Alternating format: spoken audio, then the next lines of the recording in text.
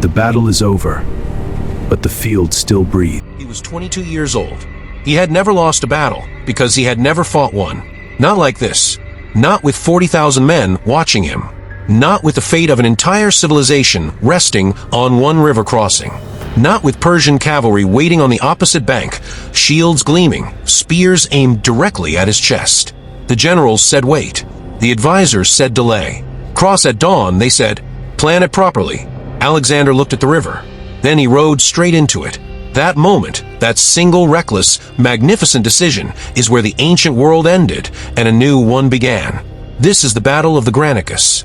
And nobody told you the full story. Spring, 334 BC. Northwestern Turkey, a land the Greeks called Asia Minor.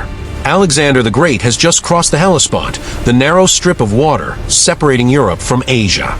Behind him, Greece, Macedonia, his mother, his throne. Ahead of him, the largest empire the world had ever seen, the Persian Empire. At its peak, Persia controlled territory stretching from Egypt to India. Its king, Darius III, commanded armies so vast that ancient sources claimed they drank entire rivers dry on the march. Its satraps, regional governors, controlled wealth that Macedonia could barely dream of. And right now, those satraps are standing on the eastern bank of the Granicus River, waiting. The Granicus is not a dramatic river. It is not wide. It is not raging. In fact, by modern standards, you might barely call it a river at all. But its banks are steep. Its current is unpredictable in spring. And the far side is lined with Persian cavalry, elite horsemen who have trained their entire lives for exactly this kind of engagement. On paper, Alexander should not cross here. Not today. Not like this. But Alexander does not read from the same paper as everyone else. Before we talk about the battle, we need to talk about the man. Alexander III of Macedon, son of Philip II, the king who transformed Macedonia from a backwater kingdom into the dominant military power in Greece. Student of Aristotle, yes, that Aristotle, who filled the young prince's mind with philosophy, science, medicine, and literature. By the time Alexander was 16, he was already commanding troops in battle. At 18, he played a decisive role in the Battle of Kyrenia, where Macedonia crushed the combined forces of Athens and Thebes. When Philip was assassinated in 336 BC, in circumstances that historians still debate, Alexander took the throne at 20 years old. Within 2 years, he had crushed internal rebellions, reasserted Macedonian dominance over Greece, and launched the most ambitious military campaign in history. His goal: destroy the Persian Empire, avenge the Persian invasions of Greece from 150 years earlier, and, if we are honest, conquer everything he could possibly conquer. He was young, he was brilliant, he was terrifyingly fearless, and he was riding toward a river with a Persian army on the other side. Let's talk about what each side brought to this fight. Alexander commanded approximately 40,000 to 43,000 troops total. His infantry included the famous Macedonian phalanx, soldiers armed with the sarissa, a pike nearly 18 feet long, arranged in tight formations that turn entire units into a wall of steel tips. No cavalry charge in the ancient world could break a disciplined phalanx from the front. His cavalry was equally formidable.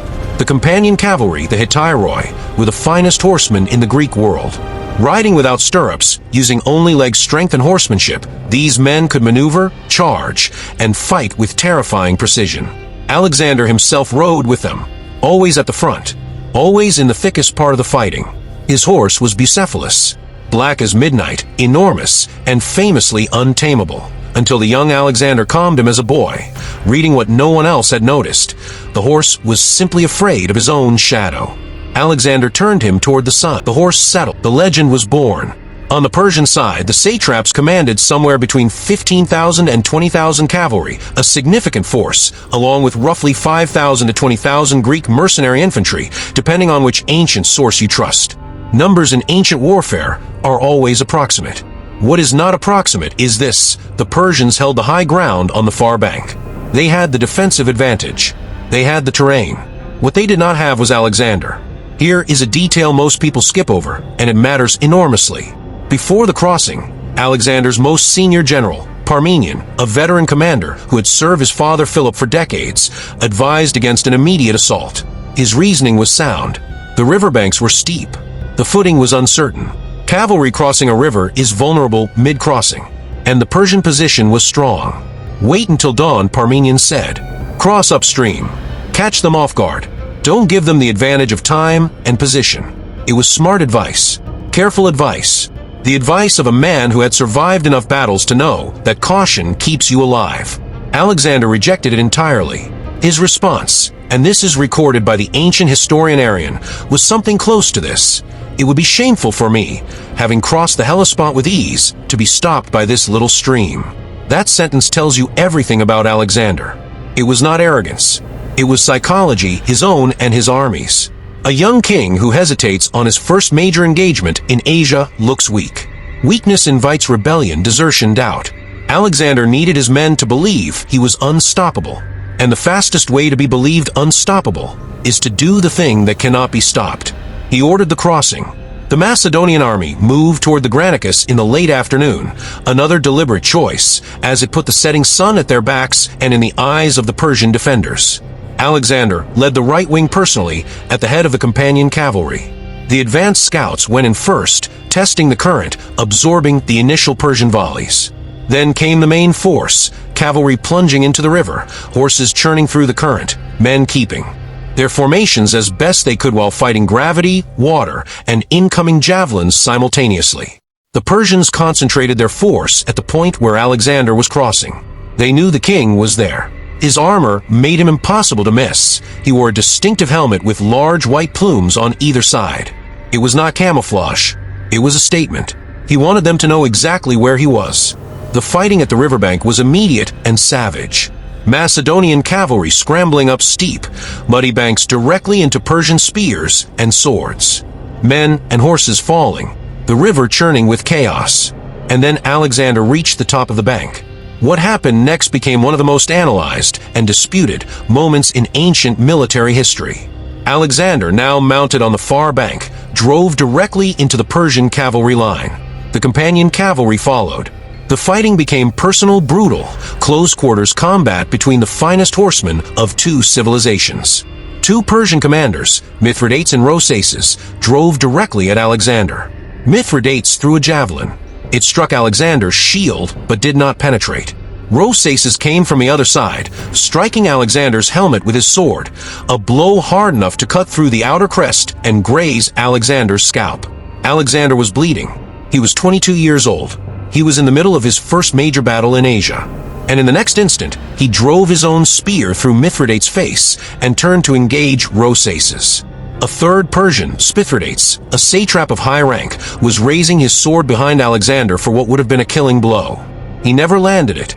Clitus the Black, one of Alexander's oldest companions, severed Mithridates' arm at the shoulder before the blow could fall.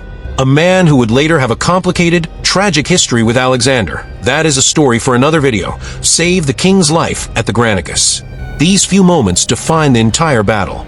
The Persian cavalry had positioned to break the Macedonian advance at the river. Instead, they found themselves in a swirling, brutal cavalry engagement against men who were fighting with the energy of soldiers who had just done something impossible and survived. While the cavalry battle raged, the Macedonian infantry, the phalanx, completed the crossing and formed up on the far bank. Now the Persian position was untenable. You cannot hold cavalry in a sustained melee against infantry reinforcements pressing from the flanks. The Persian horsemen began to break. They retreated. Some fled outright. What remained were the Greek mercenaries, approximately 18,000 men who had been hired by Persia and now found themselves abandoned on the battlefield, surrounded by a victorious Macedonian army and completely out of options. This is where Alexander made a decision that shocked the ancient world. He refused to offer terms. The Greek mercenaries sent representatives asking for quarter, for the right to surrender and be spared. Alexander refused. He surrounded them with his phalanx and attacked. The reasoning was cold and deliberate. These were Greeks who had chosen to fight for Persia against their own people. In Alexander's view, that was not just military opposition, it was betrayal. He wanted every Greek city-state watching to understand the cost of choosing Persia over Macedonia. The mercenaries were almost entirely destroyed. A small number were captured and sent back to Macedonia to work in forced labor. The message was unmistakable. The Battle of the Granicus lasted, by most estimates, a few hours. In the scope of ancient warfare, it was not a particularly long engagement, but its consequences were enormous. Persian losses were significant. Ancient sources claim around 2,500 cavalry killed, along with the near-total destruction of the Greek mercenary force. Macedonian losses, by contrast, were relatively light. Around 25 companion cavalry killed, and perhaps 30 to 60 infantry, numbers that, even accounting for ancient exaggeration, suggest a decisive and one-sided victory once the crossing was completed. 3 Persian satraps were killed in the fighting. The psychological blow to Persian prestige in Asia Minor was immediate and catastrophic. City after city along the Aegean coast opened its gates to Alexander without resistance. Greek cities that had lived under Persian control for generations suddenly found themselves free, or at least under new management. Alexander sent 300 sets of captured Persian armor back to Athens as a gift to be displayed in the Parthenon. The inscription read, "Alexander, son of Philip, and the Greeks, except the Lacedaemonians, won these from the barbarians who inhabit Asia." The Spartans, famously prickly about Macedonian authority, were pointedly excluded. Even in victory, Alexander was managing politics. The Granicus was not the largest battle Alexander ever fought. It was not the most tactically complex. By the time he reached Gaugamela 2 years later, he would be coordinating infantry, cavalry, and siege operations across a front of miles. But the Granicus was the foundation. It proved that the Persian Empire, the superpower of the ancient world, was not invincible. It proved that a young Macedonian king could lead men across a defended river crossing and win. It proved that the companion cavalry, operating with speed and aggression at the point of decision, could break even a well-positioned defensive force. And it proved something about Alexander himself that all of his subsequent victories would reinforce. He was most dangerous precisely when conventional wisdom said he should wait. The advisors said delay. The situation said caution. The terrain said no. Alexander said charge. That instinct, that refusal to let the perfect become the enemy of the decisive, defined every battle he ever fought.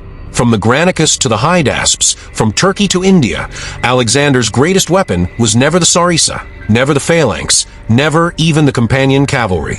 It was his willingness to act before the enemy expected it. He crossed a river that generals said was uncrossable. He fought in the front rank when kings were supposed to command from the rear. He took a sword to the helmet and kept riding. 22 years old, his empire would eventually stretch from Greece to the edges of India. He would never lose a battle. He would die at 32 in Babylon of fever or poison or the accumulated weight of a body pushed beyond what any human body was built to endure. But it all started here, at a river in northwestern Turkey that most people have never heard of. On a spring afternoon, when a young king looked at the water, looked at the spears waiting on the other side, and decided that hesitation was a worse enemy than Persia.